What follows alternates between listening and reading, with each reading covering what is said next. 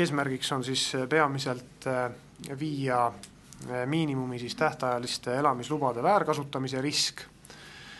Seda eelnõud on paljude ametkondade koostöös tehtud.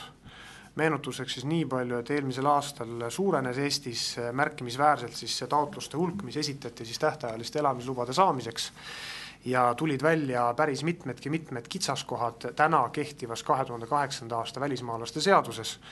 Nende valitsuse poolt täna heaks kiidetud muudatustega me siis need kitsaskohad tahaksime lahendada. Me sätestame siis rida lisatingimusi, millele siis elamislube taotlevad välismaalased peavad vastama. Eelkõige puudutab see siis neid, kes soovivad saada elamisluba töötamiseks äriühingu juhtorgani liikmena ja samuti ka elamisluba ettevõtluseks. Enam ei hakata välja andma elamisluba piisava legaalse sissetuleku korral.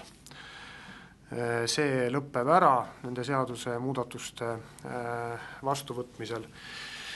Need muudatused ei tähenda täiendavalt suurt lisakoormust taotlejatele, ehk siis me oleme selle eelnõuga küll püüdnud leida sellist positiivset tasakaalu, et ühelt poolt on siis selged nõudmised eelkontrolliks ja kindlasti ka järelkontrolliks elamislubade suhtes, aga teiseks me ei taha kindlasti kahjustada Eesti atraktiivsust nendele välismaalastele, kes toovad Eestile lisaväärtust, olgu ta siis oskustööjõu näol, olgu ta investeeringute näol, ettevõtlus näol ja muul moel.